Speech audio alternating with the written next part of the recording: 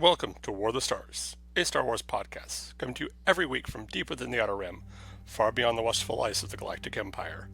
Join your hosts, John Mark Tolley, Garrett K. Jones, and Brian Karasik, as they discuss the various facets of the saga's lore, characters, review the films, and discuss every tidbit of news coming out of Lucasfilm.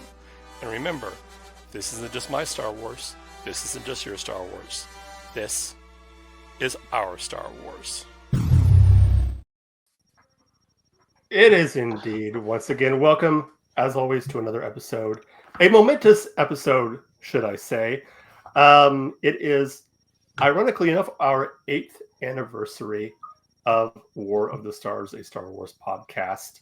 And we are celebrating it today with a Q&A session. It's a long war. Yeah. It is 8 years. I mean, that's... American Revolution, Vietnam, war in Afghanistan, the Galactic Civil War. Galactic Civil. I'm trying to deal. Well, as a latecomer to the show, I'm impressed. Congratulations, guys! I'm glad to be a part of it. Thank you. It's not to cross the timelines, but it's been a long time getting from here to there.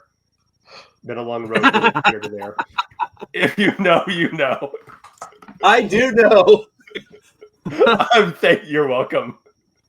All right. Well, as a gift, you guys can get me some nice new linens, or maybe some pottery. Those are both modern and traditional, depending on what website you're reading. Sure. Yeah. I will go with some Darth Vader bed sheets. Yeah. Again, did we all have the same Star Wars bed sheets growing up? Because I had like the classic 70s, like blue flannel. Ironically, I did not have Star Wars bed sheets. Star Wars, yeah, it was. Yeah, I didn't either. I remember having Generation 1 Transformers. Like, I remember laying on Starscream's face and farting on it, but never had anything.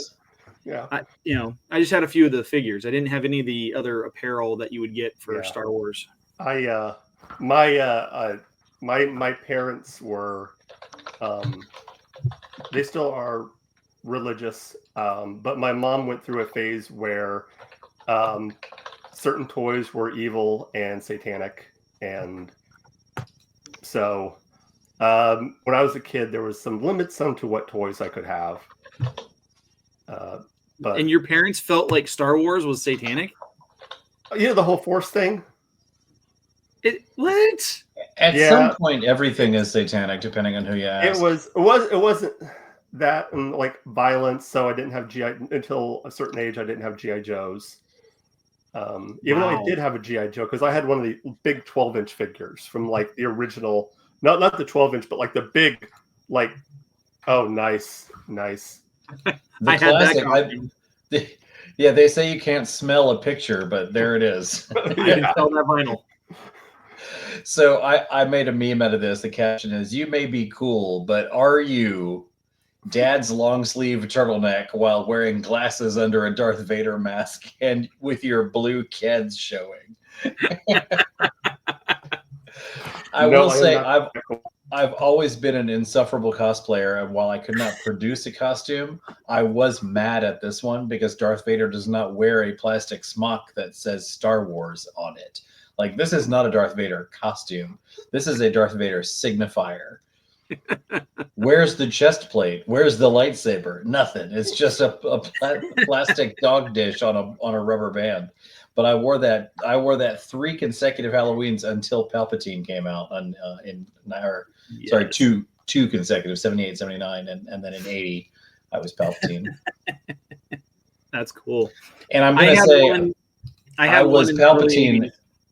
Sorry, I was Palpatine in a black adult size hooded bathrobe, and at that time we had all of 2 minutes of screen time for him, so like I had to make up a lot of it. So just like black bathrobe, black like pillowcases for making a smock, and I spent the entire night explaining why I wasn't the Grim Reaper.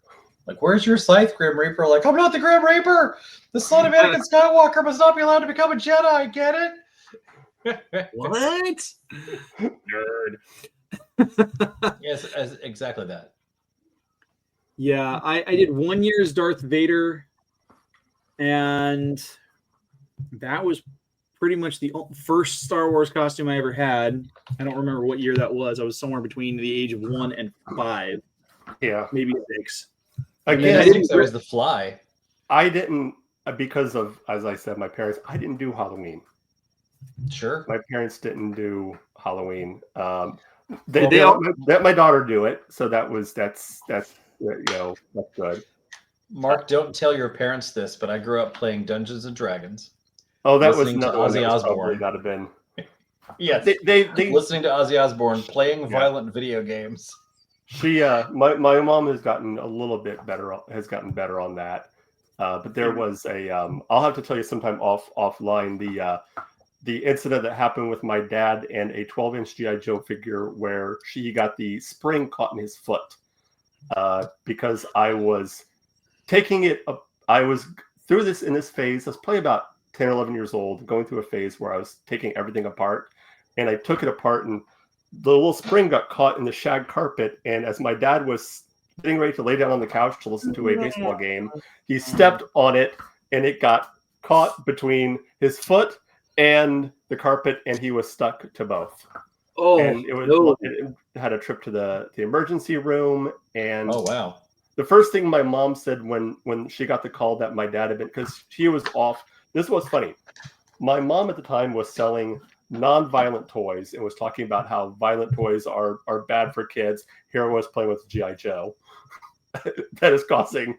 The first thing she said when she got the call because she's about an hour away was he better not have bled over my new carpet. I'm sure he did though. Yeah, no, it's actually just a little ping prick. Mark, this is one way to put a spring in your dad's step. Oh, this is true. Oh. Well, while we're on that topic, the year I was 17, I went to Dragon Con in Atlanta, and I got a T-shirt. And later that year, I went to get my hair cut, and I wore a T-shirt from Dragon Con. And that T-shirt had a picture of a Valkyrie from Robotech and a dragon and a barbarian on it. Yeah. And while I'm sitting in the chair waiting to get my hair cut, the lady sitting next to me says, "Oh, that's an interesting shirt, young man. What's that about?" And I explained it was from a gaming convention. And she asked what that was. And I explained what a gaming convention was in fairly generic terms. And she said, "Oh, so like Monopoly, like board games like that?" "Well, there's a board game area, but it's mostly Dungeons and Dragons and that sort of thing." And she said, "Oh, that's devil worship." And here we go. Now, being a polite young man, I did not want to argue with a grown-up, but nonetheless, I did not want her to think ill of me wrongly. And so I debated with her, and I explained it's nothing to it. And, the same argument everybody else would have. And I played D&D a lot when I was a kid, so it's very familiar. I couldn't get past when you make a D&D character, you roll 3 dice, which means the best you can get is an 18, which means the best you can possibly hope for is to get 3 6s. And that was it. That's all she needed. She's done. If your whole goal is to get 666 at the beginning of the game, there was no getting past that. And never mind, like sometimes you roll 46 and discard the lowest. You're like, there's some variations, but that's all she had. So I offered to give her my player's handbook, a $25 hardback book, just to have it. Just look at this. It's not anyway. Did you explain the fact that most of the backstory and the characters are based off of Tolkien, who was a Catholic? I didn't get that far. And honestly, I shouldn't admit this in the presence of such nerds, but I have never read those books. We get to the Mines of Moria and I just conk out enough. Put the movie on. I don't need 4 pages of Elven poetry. Don't feel bad. I read The Hobbit in 7th grade. I tried reading The Fellowship of the Ring when the movies were coming out because one of my best friends I call him my Tolkien scholar. Yeah, he knows everything. He's the Stephen Colbert so much about Tolkien and the lore. I got a copy of the trilogy. I still have that copy. I could not get past the first chapter because Tolkien went on forever about a blade of grass. Yes. Yeah. If you get past the grass, Tom Bombadil's going to kill you. Oh, right. Yeah, I tried reading the Silmarillion, whatever it's called. Yeah, Silmarillion. Yeah, that's yeah, I'm again, not. but yeah, I'm the same way. That one with the 2-meter cattle prod. Well, what I ended up with, and I had a revelation at that point, which has served me the rest of my life very well. Sometimes you can't convince people that you don't want to talk to them. Yeah. And so you must convince them they don't want to talk to you. And what I did to achieve that goal was, well, ma'am, I wish you'd take my word for it. You'll probably never meet anybody else as well versed in Dungeons and Dragons as me. I've played Dungeons and Dragons since I was 8. And I've been a Satanist since I was 13, and they're just not related. End of conversation. Now, I should say that is not true, but again, like I couldn't make her leave me alone. Like I just want to get my hair cut. And she absolutely, I thought she was going to throw up, but like just that moment of like, it's not Satanism, because even though I do worship the devil, it doesn't have anything to do with that. And she did not care for that. Oh my God. And I didn't get my hair cut. The lady asked me, I had to leave the parlor. Anyway, back to Star Wars. Back to Star Wars. Right, so wow. That took a left turn. We had a few questions pop up, mostly on Instagram. Okay. I never saw anything pop up on our X feed. It did not. Oh, that's a bummer. But we do have 4 questions that we have. A couple from Janae over at Feast of Fandoms, and then a couple of others that were generated by another follower. Okay, so there's one that Janae asked that I'm going to leave for the very end. Okay.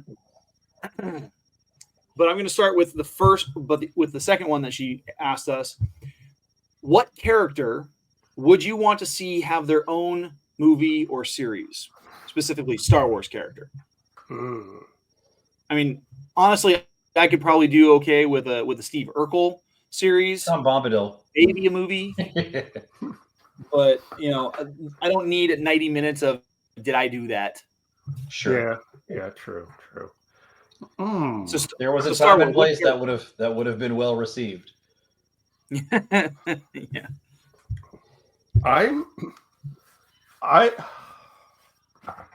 That is hard. Is it? Because I have there's. We know what Brian's answer is. I know. Somehow he returned again. For his own series. I want the prequel version of him. I want to see Darth Plagueis made into a 10-issue series run by Dave Filoni. Although if Filoni does it, Ahsoka's going to be in it, so maybe not. But and lots of wolves. Hey, Ahsoka can't be there if she hadn't been born yet. It's Filoni. He'll find a way. This is the guy who brought us the Well Between the Worlds. Don't remind me of that. Yeah. Don't remind me. All love to Filoni. I do like his work, but anyway, that's like my old joke. I don't know if you guys knew this, but R.A. Salvatore is the author of the novelization of Attack of the Clones. Yeah. Is he really? Which is why there's so many drow in the book. It's weird. Just kidding, but like imagine R.A. Salvatore's like, I can't not write about drow. Oh my gosh, that's funny. Darth Lolth, the Spider Sith. I honestly, I mean, obviously, Brian, you'd probably be, you're talking about prequel Palpatine. Mm-hmm. I mean, literally, the James Luceno novel Darth Plagueis. We meet Palpatine at age 18, and we see, and that book goes up, and the conclusion of the book is the night before he becomes Supreme Chancellor. It's the perfect time frame. That would be good. That would be good. What about you, Mark? Oh, I have a couple. One, I don't know if he would be. The one I'm thinking of, I don't know if he would fit as a main character of a story, but I would like to see him introduced into the Star Wars canon, and that is Talon Karrde. Talon Karrde would be good. Like I said, again, I don't know if he is a strong enough character to make an entire series based on him, but to introduce him into, because I think The Mandalorian would have been a perfect, I said this before, Mandalorian would have been a perfect way to bring him into the Star Wars canon. Same thing with the Andor series. Again, that's a really good way you could bring him in. Even if they did the Lando series, like especially if you had more stuff focused on like the smuggling and the gambling and stuff like that, it would be the perfect way to bring him in because he was both of those things. Yeah. We've been watching a lot of this show called The Residence on Netflix, and it features Giancarlo Esposito very heavily as the head usher of the White House, and it's really got me back into Amanda Frame of Mind. I gotta go back and watch him. Go Moff Gideon. Nice. You know, I will stand by the obvious. Of course, Brian wants to see a Palpatine series, whatever. But I would like to see the Jawas. I want to learn more about the Jawa culture. Not one specific Jawa, but there's some of the certain point of view books have some interesting Jawa lore in it. The Jawas religiously believe that anything in the sand belongs to them. And their lore holds that there are more starships in the sand of Tatooine than there are in the stars. And so they have this religious belief that if you look long enough, you'll find anything you need in the sands of Tatooine. And I think that's a really interesting, just a really interesting concept. I'd like to see that explored more. And that reminded me of another Tatooine culture I'd love to see more of, which is I was really happy in Book of Boba Fett, where we got to see more of the Tusken culture. I thought that was really fun. Yeah. So if we're gonna pick one character, I'm gonna go to my default setting and say let's see Palpatine. But yeah. But yeah, I mean, I think everybody knows Jawas, and you see really cool Jawa cosplays, and they brought this crazy off-world Jawas into the Mandalorian, and I think it's really cool. But like, they're a religious society of intelligent humanoids that are gifted with mechanics. That they're like, I consider them like World of Warcraft goblins. They're gifted with technology, but everybody thinks they're crazy, and I think it'd be cool to see. Let me ask the big question in the room, because I think anytime anyone talks about characters to be brought in, or everyone says the same thing, Revan. What would you think about bringing Revan officially into the canon? Or is that kind of like one of those things like, meh? I mean, I like the idea of it because, like, the background of him, like, I mean, if you haven't played KOTOR, spoiler alert, you spend the majority of one of the games playing as a character who, come to find out, is Darth Revan. He is the threat that he's been hunting down. Just had his memory wiped. But I think that would be a really cool story. But the problem is, bringing in a character like that, there is so much hype. There's so much lore behind it. There's so much anticipation that it could actually really backfire, because if you do a miscast on the character with whoever you bring in, whether they do it through animation or through live action, you gotta go Keanu Reeves. I think Keanu Reeves, could do a really decent job, so long as he doesn't spend a whole lot of time talking. I mean, we're talking about a guy who has, his best known character is a character of few words and shoots a lot of things repeatedly. Well, every conversation Revan has, he only says one of three things. That's true. That is very true. And just like Keanu Reeves, all the coolest things Revan does take place off screen. But I have a lengthy and hostile response to Revan. I'm going to take a deep breath and let you finish though. I mean, like, it could be, like I said, it could be really cool, but it would, if they were to do that, bring him into a series, like, you'd have to completely spin it where the audience and whoever else is engaged in it has no clue. Like, it has to be a complete surprise, because there can't be, I mean, there should be hints, but they should be incredibly subtle. They should be incredibly veiled, because otherwise it's going to be known almost immediately, because we live in a day where spoilers are dropped every 5 seconds online. And I think that's the hard part, because if you're going to do Revan, you're going to have to set it in the Old Republic. And the minute you have a show that they say this show is set in the Old Republic, the first thing is everyone's going to be like, oh, Revan. Yeah. Yeah. I mean, the minute you see that, so that's going to be almost. That's going to be even harder. Is to unless you do like a complete 180 and have it set somewhere else in a different, and have Revan show up. But then it's not in Revan. Timeline. Then it's not Revan. Yeah. Well, and the problem is with the way that Revan plays out is he's one of those characters like Boba Fett, where like there's so much stuff about him that you've heard about. Mm-hmm. It's like once you roll back that veil and you shine a light on that mystique, it's gone. It is absolutely gone. Yeah. Like Boba Fett was cooler because you saw little of him. You only saw a few things about him. That's what made him stand out. The moment you shine that spotlight, that mystique disappears. Exactly. And then if you do Revan, do you do Malak? Do you do the I can never pronounce his name. Nihilus and Scion, you got to. They like the Vidius, all these Vicious? other, Vicious, yeah. I can never pronounce his name. So the reason that Darth Revan is so popular is because a very expensive marketing department was told to create an amalgam character that would appeal to the broadest base of Star Wars fans to drive replay value. Darth Revan has a purple lightsaber like Mace Windu, has a red lightsaber like Darth Vader, is a Jedi who's married like EU Luke, dresses like a Mandalorian but is not one like Boba Fett, is a powerful Sith who defeated his Emperor like Darth Vader, is a powerful Jedi who also is an iconoclast like Luke Skywalker, like Qui-Gon Jinn. I submit to you that if you don't like Mace Windu, Darth Vader, Luke Skywalker, Darth Vader again, Boba Fett, or Luke Skywalker again, you're probably not a Star Wars fan. So that's why he's created the way he is. He is as though Professor Frank's machine was told to produce a Star Wars character that would drive revenue. That's why they call him Revan. That's my theory anyway.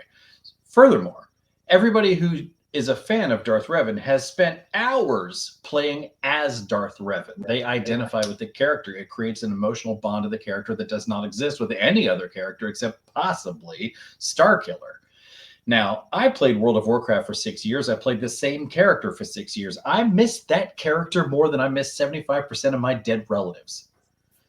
It's an unfair standard to set. You spend that much time identifying with this character, making life or death decisions as this character, and you form a bond to it. Meanwhile, that is the most dull character I've ever encountered. He is the least interesting part of the novel that bears his name. I would, if you've read the Revan novel, even Karpyshyn couldn't make him an interesting character to me. It's a total snooze fest. I literally skip the Revan parts to get to Lord Scourge. I don't care for the way he's characterized. I think that KOTOR is a well-written and very successful game that I did not enjoy. It is essentially, to me, a first-person shooter.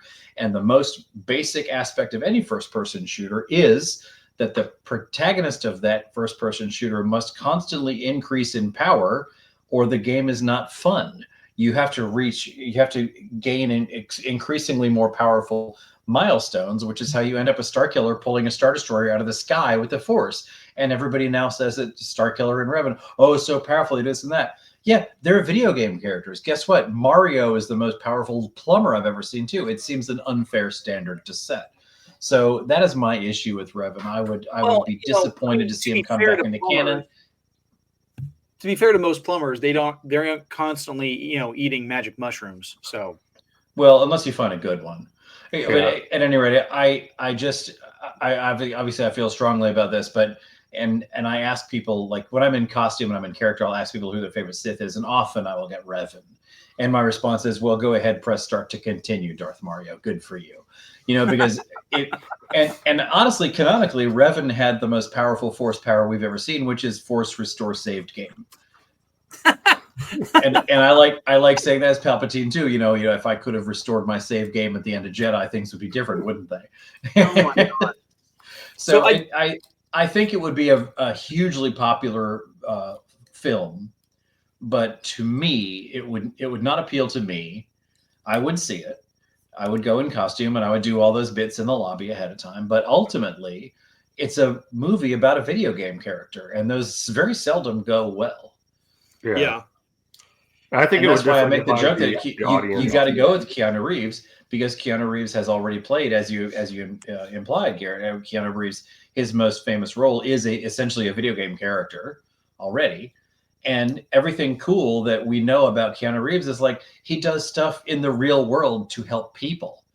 His movies I could take or leave, but like you hear stories about him like a tour bus breaks down and Keanu Reeves rides up on a motorcycle and buys everybody lunch and hangs out with them while they get their bus fixed. He did that like just this last week or something like that, or the last month.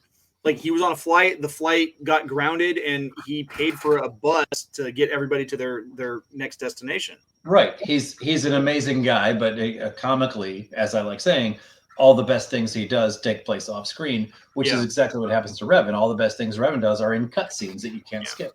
So yeah, I would see a Revan movie, but I would be very disappointed if they make it. I don't like video game characters being in canon, Cal Kestis included, but I think they did fix a lot of the problems that I have with Revan and Starkiller with the Cal Kestis character. So I guess that kind of segues us into our next question. Because obviously this sounds like you've already answered it, Brian, but which is your favorite, or which is your least favorite Force user? And for me, I'm gonna actually have to say Rey, just because she is so OP for no reason. Solid answer. Yeah. Mine is actually not Revan, but I want Mark to go. For me, Rey for me is the easy. I think would be too easy of an answer. Just because, honestly, just because I don't think there was a reason to even make her a Force user, and that is what's her name from the Rebel series? Hera. Sabine? No, not Hera. Sabine. There was no reason to make her a Force user.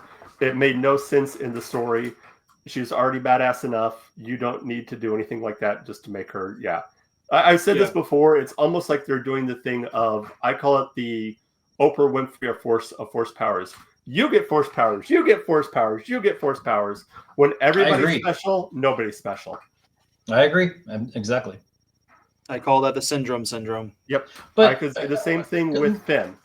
Yeah, hinting that Finn has Force powers makes no sense. But we can get to that whenever you do our review of Rise of Skywalker.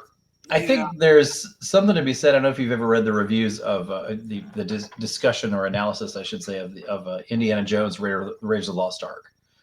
Okay. Indiana Jones does not need to be in that movie. Everything that takes place in that film, his presence does not affect any of the outcome. Like it's a great adventure, but Indiana Jones does not actually do anything that changes the course of the story. The entire movie would be exactly the same if he did not exist. And it's a scandalous thing to say, but especially because I loved Indiana Jones, but Rey is a lot of that too. Like there's not a great deal that she does. I mean, her really, if I have to give it some more thought before I speak confidently, but on the surface of it, I'm just off the dome here. Kind of the only thing that Rey does that affects the outcome of that trilogy is get Luke Skywalker to participate, which she sort of didn't need Force powers to do that. So I can see where you're going with that, Mark. I agree. I liked her character, and I think it was interesting to see. It was interesting to see the fan base go crazy trying to figure out who she was and try to shoehorn her into being Luke's daughter. But that was fun. Like, oh, sure, because Luke had such a great time on Tatooine. Why wouldn't he strand his 5-year-old daughter on Jakku without even an uncle and aunt? Of course, he would want to recreate his awesome childhood. Right? Yeah. I gotta say, my least favorite is Yoda. Really? And I don't hate Yoda. Like I said, it's not an emotional response, but we meet Yoda as a goofy comic relief character in Empire Strikes Back. He makes a lot of dire predictions about the outcome of Luke leaving early, none of which come true. He chastises Luke Yoda has learned nothing from the fall of the Jedi. And when Empire Strikes Back was written, of course, we didn't have the prequels, but taken on its large scale, the failings of the Jedi have not affected Yoda in any way. He's just as unbending, just as strict, while still being a goofy Muppet. It's an odd take on that. Furthermore, Yoda is unforgivably clouded by the Force. It's simply not credible that he could spend that much time in the same room with Palpatine and not know at all what he was facing. And that's not the fault of the character. That's the storyline. Like, that's just how it happens. But looking at Yoda as, at the time, an 850-year-old Jedi Grand Master who has been a Jedi since he was an infant, there should be no more powerful entity in the galaxy, steeped in the Force his entire life. And his species is as we've now learned, his species is naturally Force sensitive. For him to be surprised by what happened is unfathomable to me, and not. It feels trite to argue about it now, but the prophecy of bringing balance to the Force, that is not a good thing if you are on the team of 10,000 and your opposition team has at most 2. And again, it's a little hack to point it out, but for those who've not looked at it, at the end of episode 3, the Jedi have gone from 10,000 to 2. He did bring balance to the Force, but why Yoda didn't see that as a risk? And I've read a lot like, oh, it's not about numbers, but what's it about then? If it's either numbers or it's potency, but in either case, an 81-year-old human who's been training in the Force since he was 18 outwits the entire Jedi Council while having tea with them most days, including a Jedi Master, Grandmaster at that point, who is almost 900 years old. Yes. Yeah. So that's, I think Yoda gets more credit. And I say that I like the character, but as far as Force users, he's my least favorite because he was the most able to see what was coming and didn't. But conversely, he was the most affected by it. And this is something I like to see. In episode 3, when Order 66 is executed, that's some of the best CGI I've seen them do with that Yoda puppet. Watching Yoda feel all 10,000 Jedi die. Yeah. Oh, yeah. He's known every single one of them since they were infants, since they were babies. Every single one. And not only does he feel them die, he feels their fear and confusion, and he feels that many of them are feeling each other's as well. Yoda is the nexus of the suffering of 10,000 betrayed Jedi, and it really conveys on camera. And all of that is his fault. Yeah, I would agree. Yeah. Although I was talking with someone earlier, to be fair, none of this would have fallen into place had it not been for Qui-Gon not leaving stuff alone. True. That's true. Yeah. Yeah. He just couldn't leave or if the Jedi could have bought 2 slaves instead of just 1. I don't know why they couldn't. Yeah. I mean, they had the money. And we're back to the guy from The Simpsons. What are you in for? Atmosphere. Yeah. Like, we can't bring Shmi. If we bring Shmi, then Anakin won't have anything to go dark about. Well, even when he says it makes the it's trying to buy the parts, and he says, Watto makes this thing, we don't take Republic credits. Why don't you just say, oh, well, what do you take? Because I'm sure he could have gotten access to some other type of currency. Bet on one more race. Yes. That's all you had to do. And I do think, while we're on the topic, I do think Qui-Gon gets a little more credit than he should for being like this icon of goodness and light. He cheats. He cheats at those chance cubes. What did we learn? It's okay to cheat. Exactly. If you're a good guy, it's all right. Yeah, exactly. It's also okay to lie because Yoda taught this. From a certain point of view. Hey. He lied by omission. That's by the way, those From a Certain Point of View anthologies, have you read any of those? I have not. No. There's some good stuff in there. There's the guy who wrote the the Shakespeare Star Wars books. Yeah. He has a bit in there that's just a Palpatine soliloquy, just pondering on the death of Kenobi. It's a great moment. Going back to a previous question, I've said it before. As far as characters, we like to have their own series. Tag and Bink. For sure. Yes. Okay. Next but wait, question. played by Tim Roth and Kenneth Branagh, though. Kenneth Branagh. I know it's an old reference, but I believe they were the stars of Rosencrantz and Guildenstern are Dead. Yeah, but it wasn't Kenneth Branagh. Oh, it was Gary Oldman. Oh, wow. Okay, yeah, I missed the ball on that one. That's okay. I would also accept Jay and Silent Bob. No. No, sir. I don't want Jason Mewes anywhere near Star Wars. Well, what about the two guys who Mark Hamill? What about the two guys who play the Scout Troopers?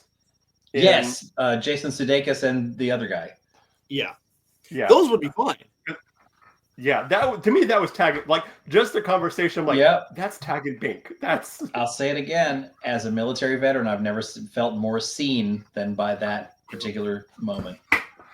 All right, guys. This next question, this is going to take us out of the realm of Star Wars. Well, it might take us out. Probably will take us out of the realm of Star Wars. This is more of a get to know us type of question. Okay. Cool. What is your dream vacation?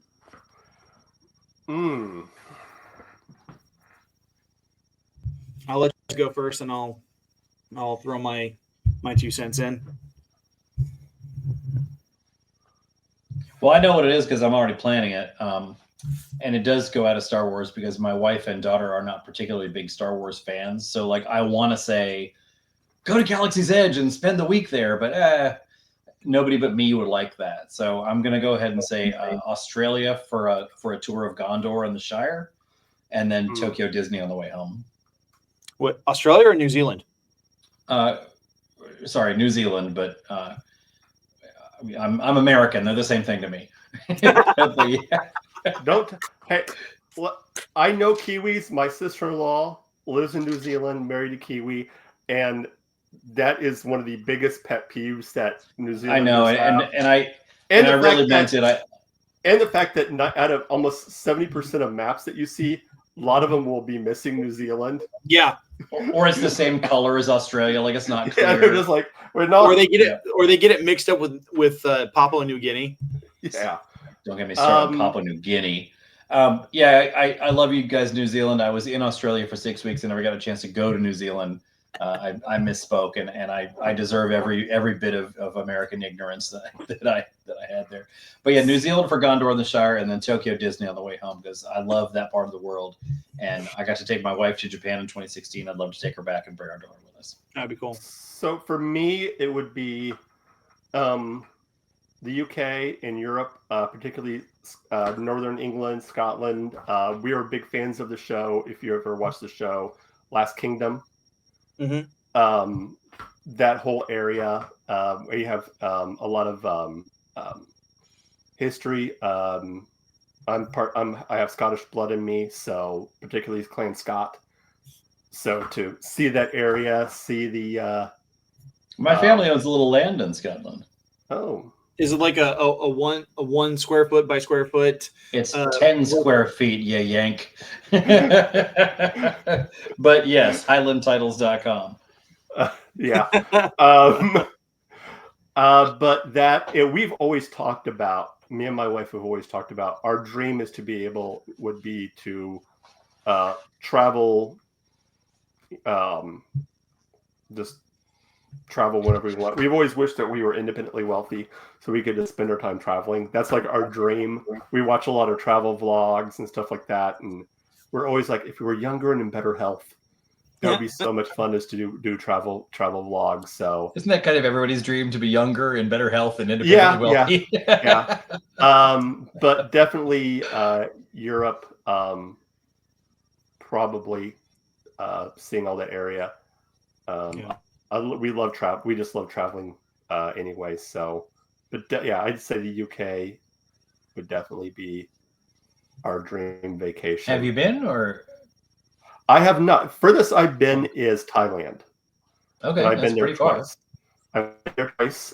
We were in a little village, or not village, a town called Mesat, which is on the border of Myanmar. It's a border town. So it's in central Thailand, right on the border. They actually have a bridge called the Friendship Bridge that you can cross over into Thailand. I actually had one of the scariest moments I've ever had traveling there. There is a people group over there called the Karen people. If you ever seen the long neck people, oh sure, they belong to they're part of this group, but there's also other tribes.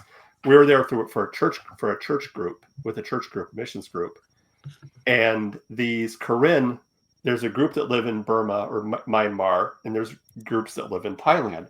Well, the groups that live in Myanmar have been fighting an ongoing war, separatist war with the Myanmar government, and a lot of them they'd have their bases in Thailand, and then they sneak over into Burma to do raids and then cross back over.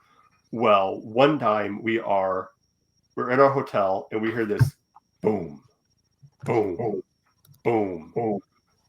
And we asked one of the people there, what is that? And they're like, oh, that's the Burmese government shelling across the border into these camps, trying to take out these camps. We're like, oh, good to know. Yeah. I've been to Thailand 18 times, and they were all port visits, so the cultural experience was somewhat limited. We went into the hill country, into the mountains, and it was really interesting because I know Garrett, being a Christian like I am, we're always taught, one of the things we're always taught, going through thing is, about how we're washed white as snow.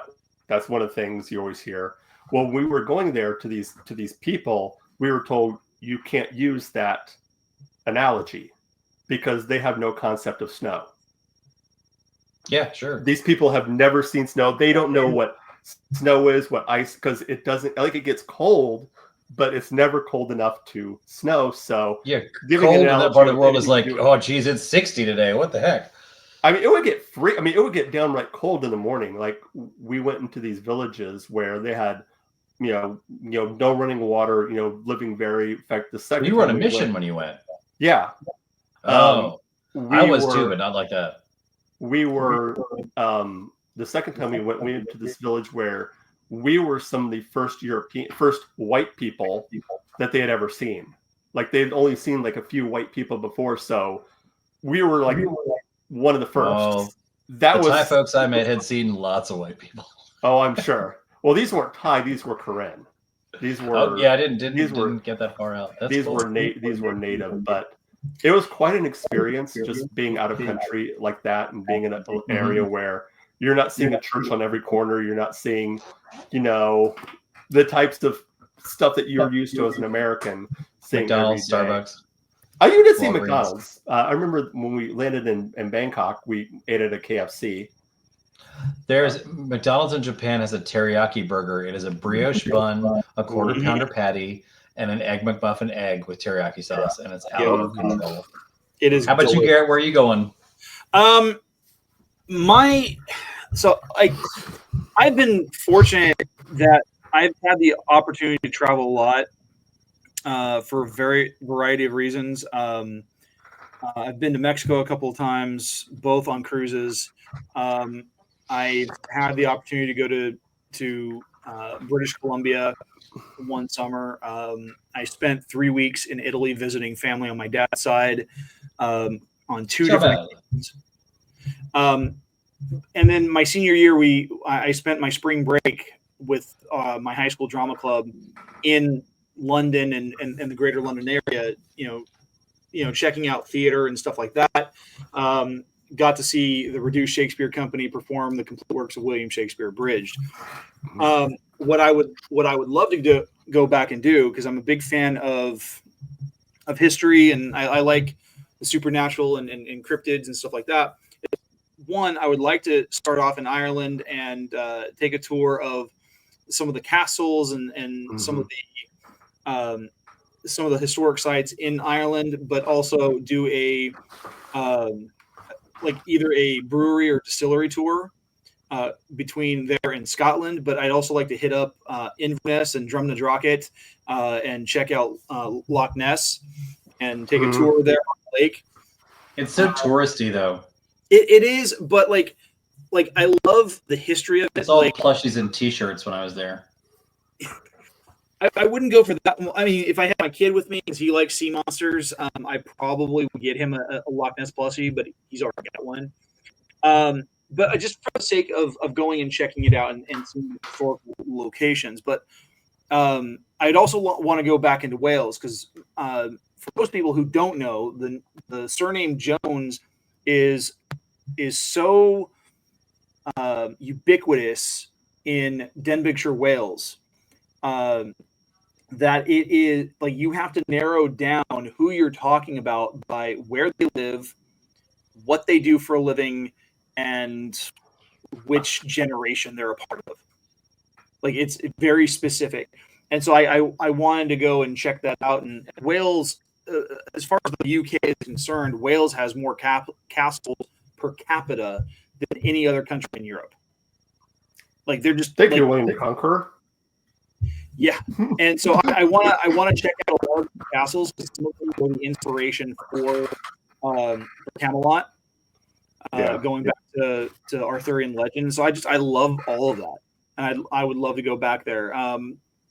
And it would be just a really fun trip. I'd also like to go back to Japan at some point because I lived there as an exchange student. And it would be good to see my host family one last time. But, you know, I have a terrible fear of flying. I do not fly well. I've done the flight from LAX to London Heathrow twice. It's an 11.5-hour plane ride. And both times I stayed completely conscious.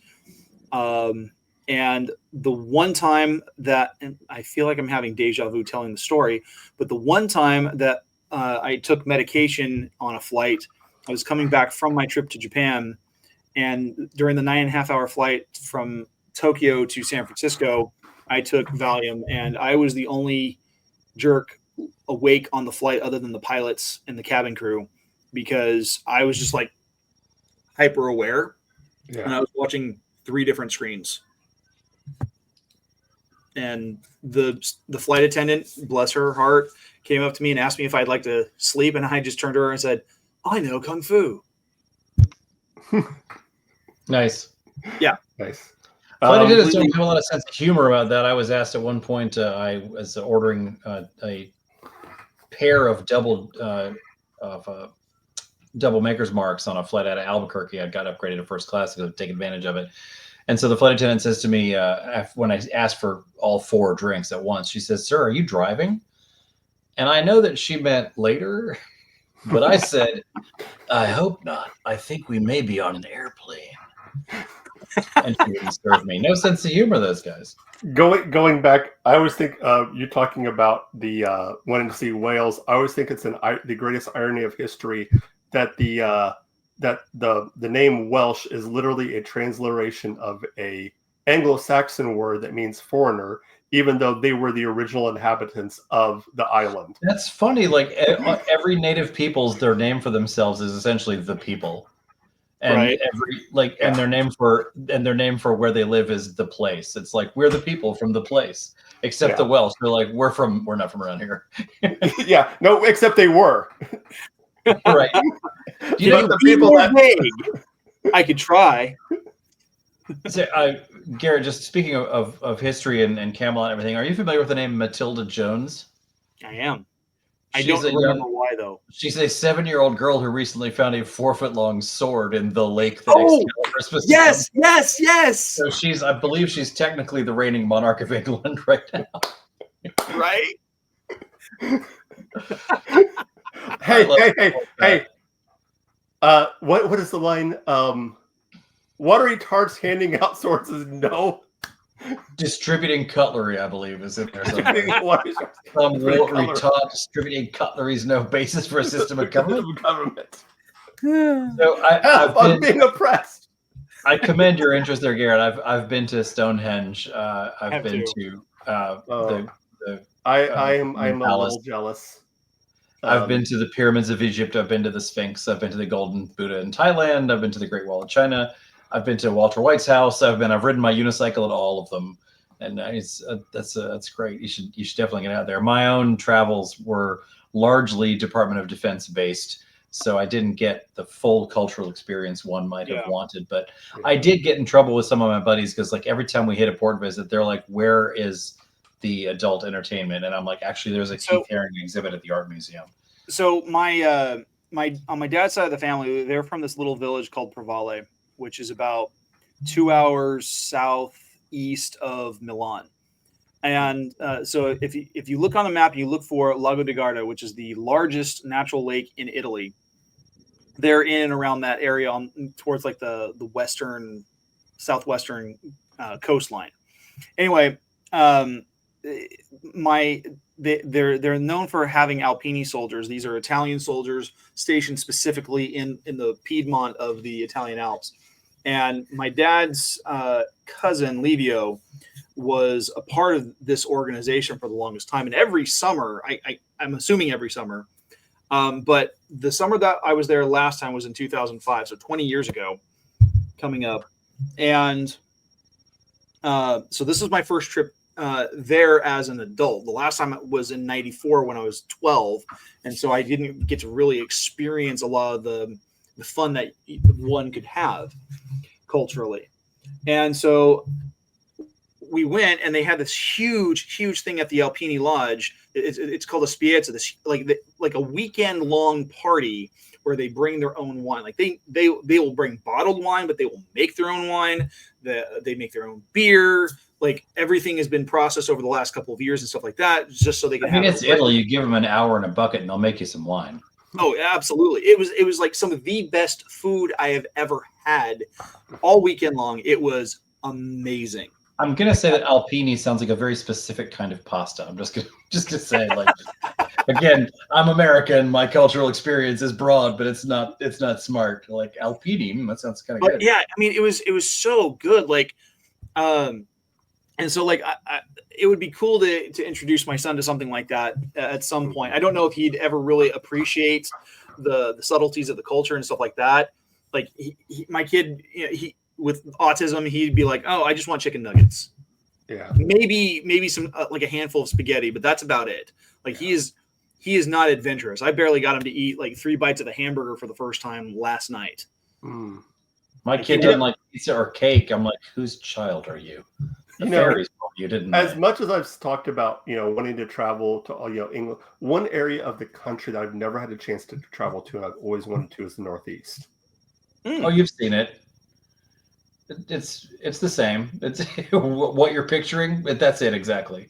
Yeah. Well, like I'm adopted, and for those of you who don't know, I think I've mentioned out here before, but I have a biological aunt who lives in New Hampshire. Oh, New Hampshire is beautiful. And she lives right on the border between the area she lives at is right at the border between New Hampshire and Maine. And it's like middle of the woods, nothing around, on a lake. I didn't know a guy from Nantucket once. The rumors are unfounded. But yeah. But that's the only part of the country that I've never been to. I've been to every state west of the Mississippi except for Hawaii, and most of them east of the Mississippi except for the Northeast. Maine and New Hampshire. Alaska and North Dakota, but not South Dakota. Alaska's nice. We did a cruise my senior year before I was going my senior year. My parents surprised me by doing a cruise to Alaska. Cool. And I have family that lived up there. I had an uncle and some cousins, and then my best friend lived in Anchorage for several years. That's so funny you mentioned that. A friend of mine in the Navy was surprised with a cruise to Alaska that was actually his parents signed him up to work on a fishing trawler for a summer. Oh. They pitched it as a cruise to Alaska. They're like, bye. Oh, that's awful. He was a bad kid. He needed it. Oh. But it was fun. Alaska, if you have a chance to go, if you do get the chance to go to Alaska, I would definitely recommend it. It is I a want to lot take of one of fun. those Disney cruises up there. Those look great, but We did Princess. I'm lucky if I can get my wife on a boat. She's agreed that she would go on a river cruise. In France, they do like a Seine river cruise. It's like 10 days. And you can see the land the whole time. That's her criteria. Yeah. My wife loves cruises, but she's already said an Alaska cruise is out of the question for her. I'm like, it's so much fun. Any cruise. I mean, yes, it rained every day we were on the boat, but it's still fun. I'm lucky I could get Claire in an overseas airplane. Is she not a big flyer either? She doesn't like being in environments where she can't survive on her own. So space travel is right out too, but no scuba diving. She does not like like long flights. Like she literally, when we went to Japan, she was really anxious about it. And I suggested we maybe get something over the counter, maybe even something prescription to help her sleep for that 13-hour flight from Chicago to Tokyo. And she said, I can't take anything because if we go down, I'm going to need to swim. And I was like, the reason that you think that is why we should probably put you to sleep for that flight. Because, like, not for nothing, but when you go down from 42,000 feet, you're not going to be swimming at the end of it. Nope. Not usually. No. Yeah, like the last cruise that I went on was in 2009. It was a graduation gift from my folks when I graduated from college. And it was the Mexican Riviera. So we sailed out of San Diego. It was early to mid-October. And so my dad actually celebrated his birthday like right before we went on the boat. And so like my grandmother was on the ship with her best friend. I was there flying solo. My parents were there.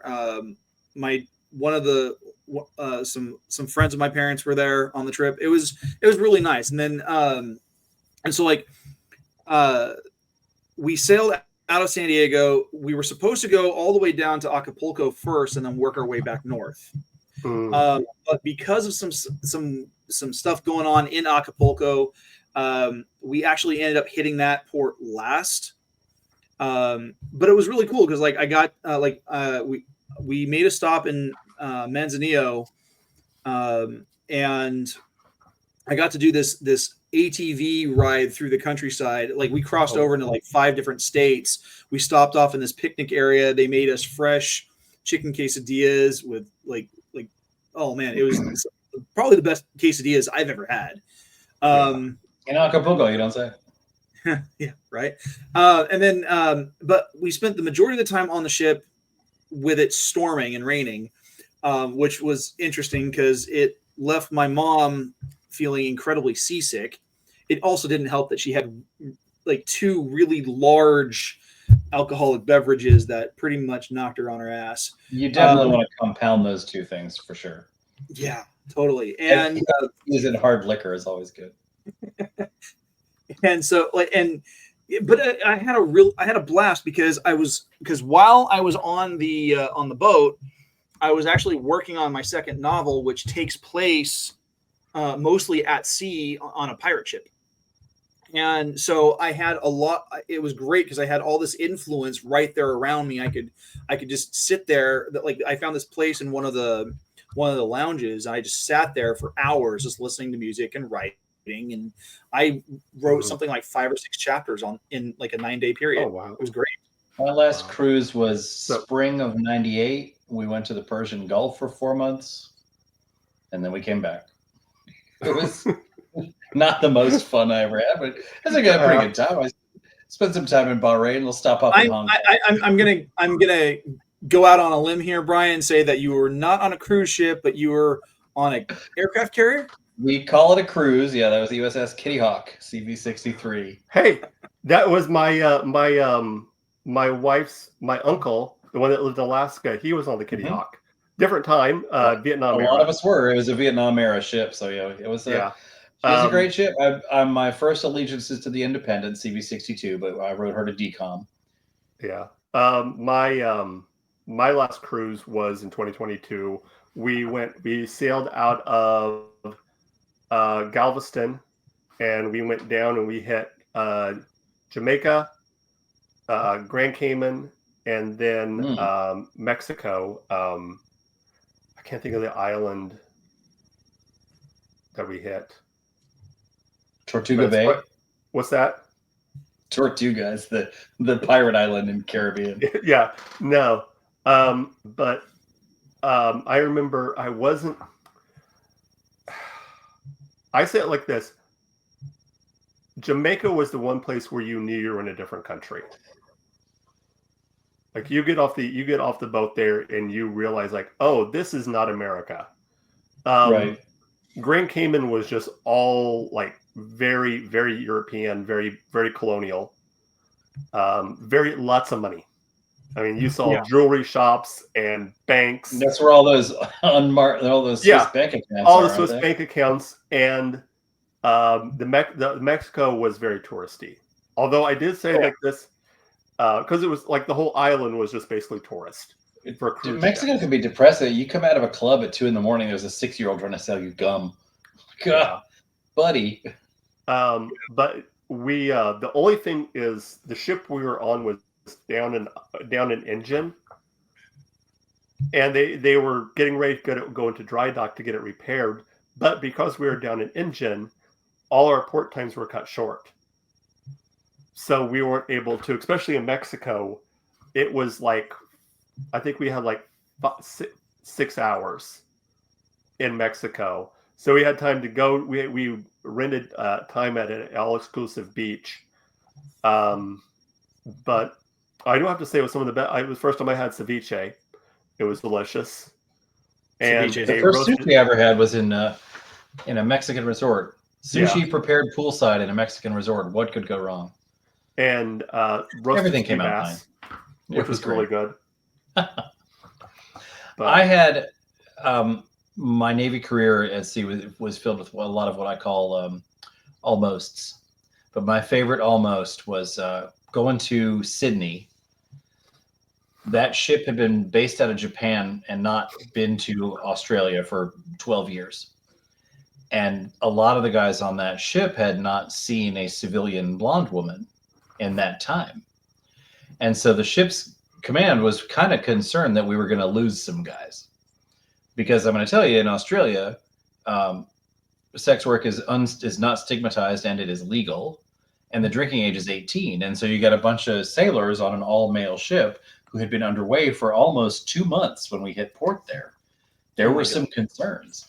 So they introduced this program called Adopt a Sailor, where they used this new thing called the internet, and they reached out to the local prefecture and they got a program going where local Australian families could sign up and say, hey, a sailor, one of you guys can stay at our place. Because they hadn't met Americans. Like it had been a long time since an American ship had been there at all. So you had to put in for it with your command. You had to be approved.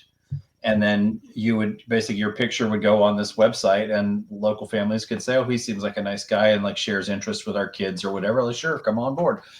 And if you were an E6 or below, you had to be back on the ship by midnight every night. We call it Cinderella Liberty. And that is quite a blow to an E6 who's been in the Navy 15, 16 years to suddenly say, hey, you got to be back on the ship by midnight. That's more common for the E4 and below ranks. But at any rate, I got to hear this because I had a radio show on the ship. So I was in the public affairs office every night. So I got to hear this developing. And when we pulled into port, you guys, there was a 2-mile long line of blonde women holding numbers. It was not Adopt a Sailor. It was Rent a Sailor. It was not families predominantly who signed up for this program. Now, the public affairs officer had visions of like, I'm going to make captain out of this, like international relations and, saving the Navy, like preventing sailors from going AWOL, that sort of thing. And every single guy I knew in my squadron was part of that program. And every single one had unbelievable stories at the end of that port visit. Now, I was picked up by a very nice couple named the Withingtons, who were in their late 50s and had a 10-year-old who was very good at Tekken and beat me all week long. And the whole time, I'm looking at pictures of their beautiful daughter, who was away at university in England. So almost, guys, almost. But yeah, if you've ever seen like in movies when the ship pulls into port and they're lined up along the rails in their white uniforms, right? I did that every time. We call it manning the rails. I'm up there in dress uniform, dressed like Popeye, parade rest. Looks great. Band's playing, the whole deal. And I just see that line of women. I was like, oh, this isn't what we thought it was going to be, is it, fellas? But we did actually lose 11 guys off that port visit. They just never came back. So they went AWOL, huh? Yeah, they just went native. My squadron operated the plane that carried packages and cargo and personnel on and off the aircraft carrier while it was underway. So after that port visit, we stayed in town for almost a month before we moved on to the next area. And on our last day, a guy who obviously stopped shaving a month ago and had grown out a military haircut a month ago showed up, and he's just like, "Hey, can I get a ride back to the ship? What's your name, buddy?" He's like, I'll wait here for security if you want." Like, he had gone on the port visit and stayed, and he knew that this was his last ride back. Like, guys, famously, he went to what we call captain's mast. He went to the captain of the boat for administrative punishment, which can be up to and including separation from the Navy, but it's usually confinement, reduction in rank, reduction in pay, that sort of thing. We still do bread and water in the Navy, by the way. That is still an option. Wow. The captain said, "Do you have anything to say in your defense?" And he said, "Sir, I just want to show you." And he had like 3 rolls of film of what he'd been doing for that time. And the captain did not give him the most punishment he could have. He said, "I don't condone what you did, but I kind of get it." So that was the rumor anyway. I didn't know that guy, but that was the story that we went around the ship. Was he had gotten away with something because of the captain was like, "Yeah, I can't say I wouldn't have done the same." So what's our last hearts and minds, guys? Hearts and minds. Our last question, and we're gonna have to keep it short because we've already hit over an hour. And I figure it like the best way we could do this is we could do it simply 1-word answers. Sure. This comes from Janae again.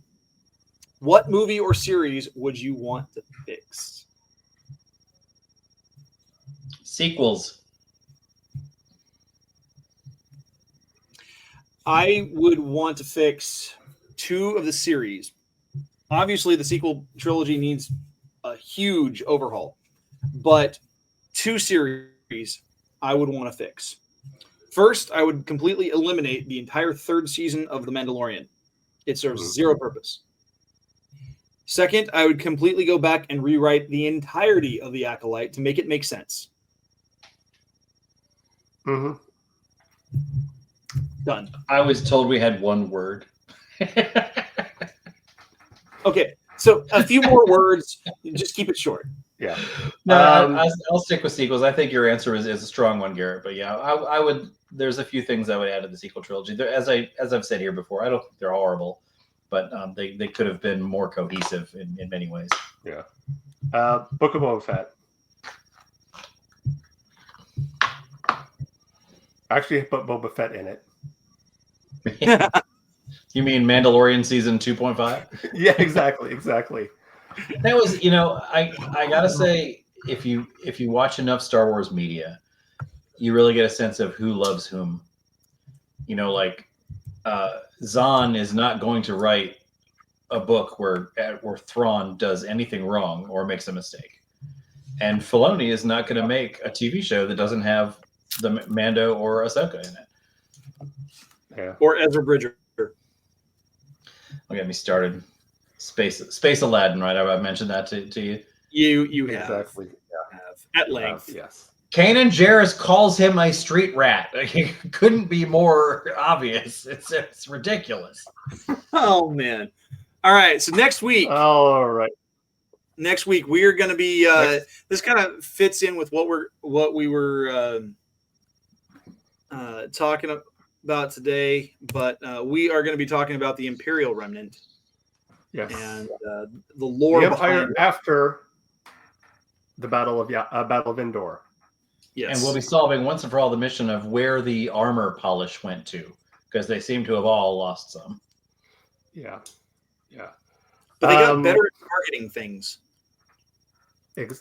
Yeah. That's just evolutionary. These are the ones that have survived. They're the ones that can shoot. Yep. Before we do our normal wrap up, I just want to say thank you to all of those who have been listening over the listening and watching however you get the show for the past 8 years. It's been a fun ride so far. Look forward to the next 8 years.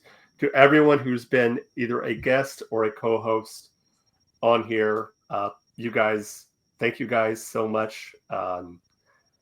This just started as just an idea 8 years ago, and on a Facebook page. Honestly, it's how it started, and 8 years later, who we are. Thank the guys and gals over in Feast of Fandoms for hosting us and being the way that you guys get the show. Look forward to another 8 years and exciting things to come in the next. Hopefully, we'll be coming up to 10 years before too long, and who knows how long. We're going to keep going until hopefully till we're old and crotchety or more old and crotchety. Thank you. I feel or seen. Until people, or until Paul Rudd finally looks like he's 80. That will never happen. Which will be when he's 120. Right. Awesome. Okay, Brian, why don't you tell the fine folks out there where they can find you? You fine folks can come see me at the Sith Library and Archives on Facebook, a lovingly curated collection of Sith, Dark Side, First Order, and just general bad guy stuff. Come see me out there, folks. I post as Darth Corrosis. We have a great admin team, and we'd love to see you. As for me, you guys can find me on Instagram and X at GKJ_publishing, where I post about my book series, The Archives of Yasin Koran, and the other projects that I work on. I also host a show on YouTube called The Right Way, where we talk book recommendations, author interviews, and creative writing tips. And I have a new episode coming up in just about a week and a half. In fact, this coming Saturday is Free Comic Book Day. I will be down at my local shop. It's called DJ's Collectibles, and the owner there is a good friend, and he is part of the local chapter of the 501st. And so he and a bunch of others from that chapter will be in full cosplay. It'll be amazing. If you missed last week's episode, brand new episode of Snackame, we covered Alien Monday for Alien Day on April 26th. So go and check that out. Nice. As for us right here, you can check us out on our email. It is warthestars1@gmail.com. You can get a hold of us, or on all social media under @warthestars77. That is on Instagram, X, and YouTube. If you also want to check me out, I have a brand new show that's going to be coming out soon. And I cannot think of the name of it right now. But I will get the link in all the social media. Me and my friend are going through the TV series, The Amazing Race, going from season 1 on, and just talking about it. We're big fans of the show. But yeah, you can check that out. Like I said, we'll get the link in all social media coming up. You can also, if you want to support the show, you can do so at ko-fi.com/War of the Stars, or on our Spreadshirt shop at spreadshirt.com/shop/war-of-the-stars-. Of